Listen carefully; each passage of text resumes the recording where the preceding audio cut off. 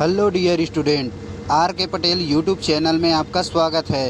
यदि आप चैनल में पहली बार आए हैं तो सब्सक्राइब कीजिएगा, वीडियो अच्छा लगे तो लाइक कीजिएगा। चलिए बढ़ते हैं, आज का हमारा महत्वपूर्ण अध्ययन बिंदु की बात करते हैं। तो आज का महत्वपूर्ण अध्ययन बिंदु है उपसर्ग। उपसर्ग किसे कहते हैं देखिएगा।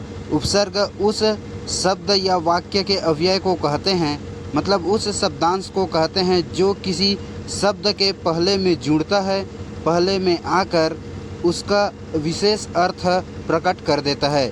इसे हम लोग क्या कहते हैं, उपसर्ग कहते हैं। मतलब जो शब्द है उसके आगे में आकर उसके अर्थ को बदल देता है। ठीक है, दूसरे शब्दों में बात किया जाए तो उपसर्ग वह शब्दांश या वाक्यांश है या अव्यय है जो किसी शब्द के आरंभ में जुड़कर उसके अर्थ में, मतलब जो मूल शब्द थे ना, उसके अर्थ में विशेषता ला देता है या अर्थ ही बदल देता है, उसे हम लोग उपसर्ग कहते हैं। जैसे यहाँ पर प्रसिद्ध बात किया जाए, अभिमान, विनाश और उपकार, इनमें जो है आप देखेंगे क्रमशः प्रसिद्ध में प्र और अभिमान में अभि और वि और उप, ये सब क्या है, उपसर्ग है। ओके, आगे बात करते हैं उपसर्ग की विशेषताएं, मतलब इसका टर्म क्या होता है।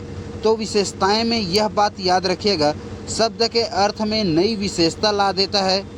जैसे एग्जाम्पल की बात किया जाए, प्र में बल जोड़ेंगे तो प्रबल। ओके, आगे बात करते हैं शब्द के अर्थ को उलट देता है।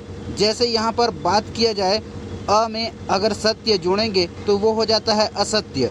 ओके, आगे बात किया जाए शब्द के अर्थ में कोई खास परिवर्तन न करके उनके मूल अर्थ को भी इधर उधर कर देता है, इर्द गिर्द प्रदान कर देता है।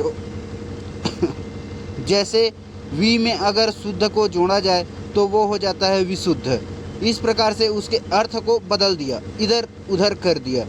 उपसर्ग की कुछ जो है संख्याओं आपको याद रखना है, जैसे संस्कृत के उपसर्ग और हिंदी के उपसर्ग।